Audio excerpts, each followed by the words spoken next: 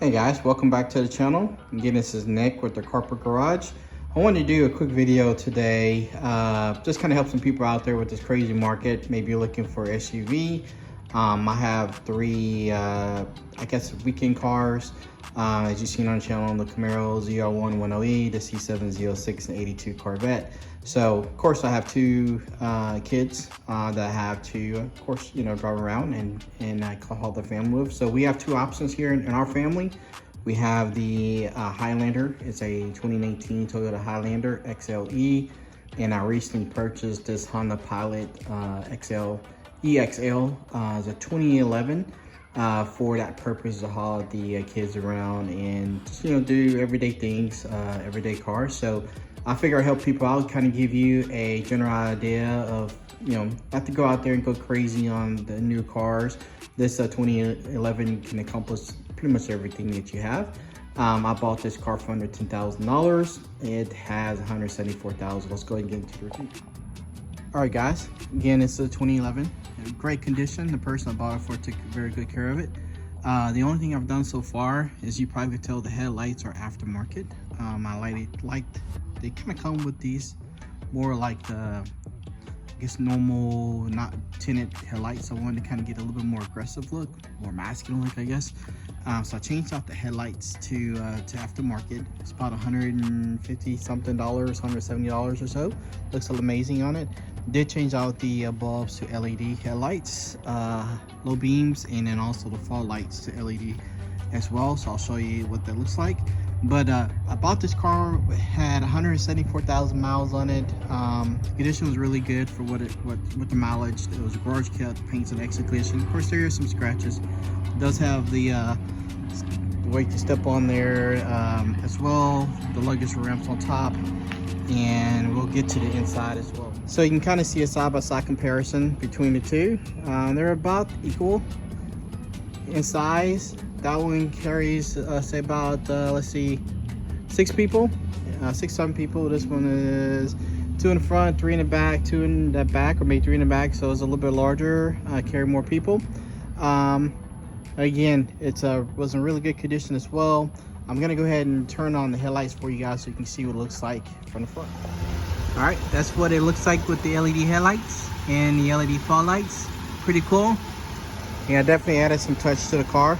So I did add that on there, kind of give it a more modern look. I think it turned out good. Let's go ahead and take a look at the inside. There's a couple things that I had to actually replace, but it did come with a leather interior. The armrest right here was actually worn out, so I replaced that with a new one. It looks brand new now. The center armrest has some issues here. It was worn out as well, the leather, so we replaced that. Check engine light was on. Turned out that it was something, minor, so we did replace that. I think it was a mass airflow sensor. But let's go ahead and get in. So now I have currently 175,000 miles. No check engine light. Everything works. Cruise control, Bluetooth. When I say Bluetooth, I guess not really Bluetooth, but I got the hands-free audio. This, of course, doesn't have Bluetooth. It's a 2011. It does have navigation system, and the way you work it here is, of course, you turn it on, and then it'll pop up here. Let's go ahead and see if we can turn it on here real fast. And let's see. Okay, and there's your navigation system. So that actually comes with it loaded. You can turn it off if you don't want it. That'll actually be as well. You gotta go to menu. So if you want to go ahead and have, actually this one has heated cool seats too. So pretty good for a 2011. There's your gear shift. Your audio is pretty good. And of course, the leather interior as well. It does have a sunroof, so I mean it's pretty loaded as well. Leather steering wheel. Leather steering wheel is in really good shape. Honda. So you have your cruise control, your information as well. It doesn't have push button start, but it does have your regular key. So you have to get back used to it again. So this means it's pretty loaded. Let's go ahead and take a look at the back as well, and I'll kind of show you, you know, the difference between the two and the spaces you have for your kids. Another issue too that we had on this car is the two center AC vents wasn't blowing. It was barely blowing. The driver's side AC vent worked, the passenger side AC vent worked. It was cold, but the two center ones was barely blowing. The back was working too. So it was actually ended up being the blend door. So that's another thing to look out for too. We had to, the actuator blend door, we had to replace that. And after that, like I said, didn't have any issues. The car's been dead reliable. So just want to give you a heads up on that part too, is if you ever run into that one. Of course, it's an old car. We do have those just in case, but no check engine lights. You know, white gauge faces. I mean, it's for what it is. I mean, that's a heck of a deal. I mean, if you can live with no push button start and, you know, Bluetooth, etc., which of course you probably can do aftermarket, heck of a deal. So guys, here's what the back, we do have car seats in here.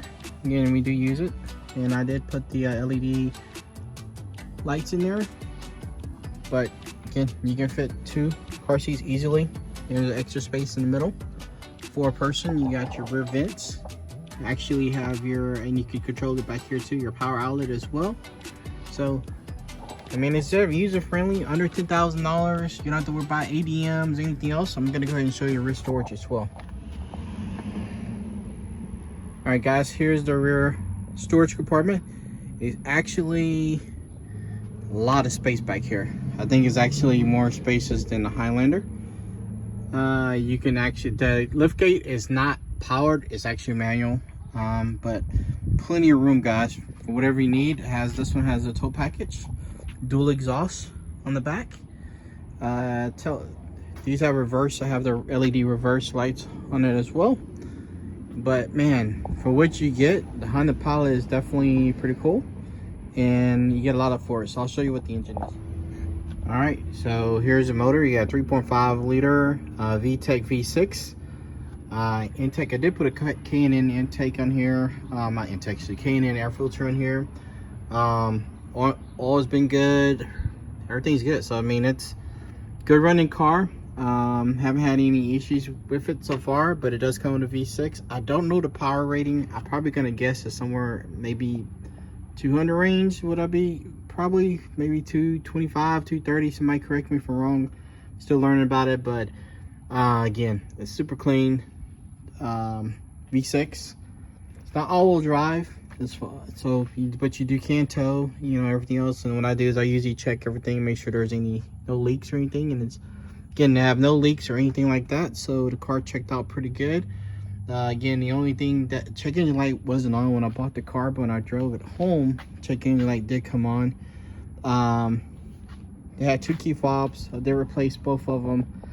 One was broken, so I did have to do that. But man, under $10,000, guys. I mean, again, really good deal. Tinted windows already. You don't have to worry about spending money on that. Like I said, compared to the Highlander, I mean, as I said, it's a great deal actually. But I'm gonna go ahead and show you the Highlander as well, just kind of give you a perspective. All right, on the Highlander, you also have a V6. A little bit dirty eyes. I need to wash this one, but also has a K&N filter, hood prop as well, like the Honda. So you have good power on this one. I think this one has a little bit better pickup, but it also feels like more of a car versus the Honda Pilot. Honda Pilot feels definitely more like a truck experience or SUV experience. This one drives more like a car, but good power. Let's go ahead and check out the interior as well.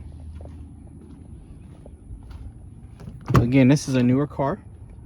So 2019, leather interior, sunroof as well. It does have the rear compartment, or sorry, some rear entertainment for the rear passengers. Also, so butterscotch interior. I call it butterscotch. I don't know if that's the official one, but leather steering wheel. It doesn't have Apple CarPlay, but it does have Bluetooth. Let's go ahead and take a look at it here. Show you guys the difference. So this one has 48,000 miles on it. So it means that, you know, it's about the same luxury. I do like this to color the leather and the two-tone a little bit better.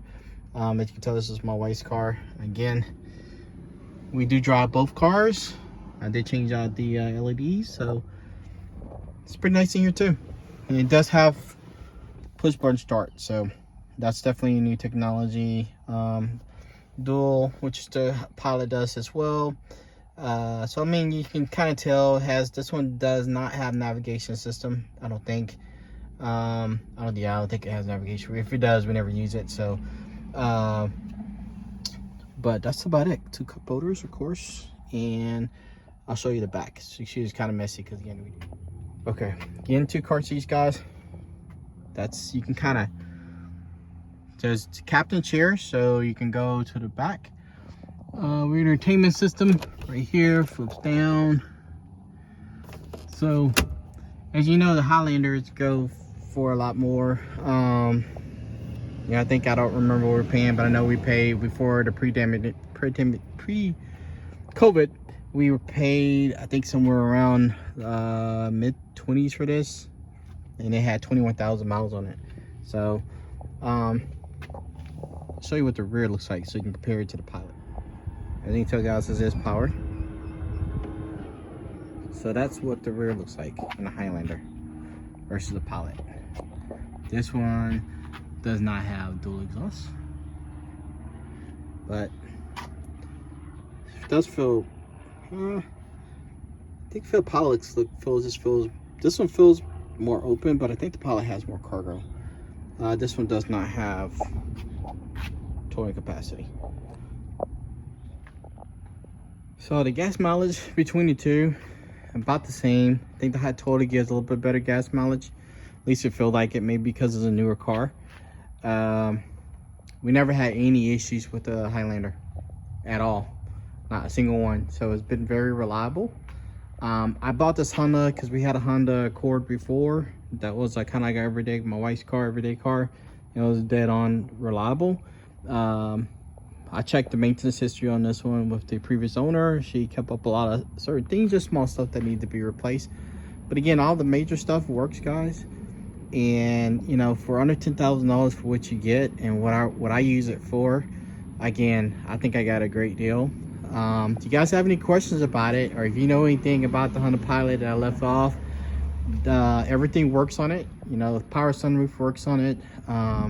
Doesn't make any creaking noises. Drive extremely smooth. So if you guys know anything that you think to look out for, let me know. But I highly recommend not paying ADMs, not paying these crazy dealer prices, you know, sticking to what you can, some cash buys. Being there's some really good deals out there, guys, and this was one of them. So hope you liked the review. Hope it was helpful.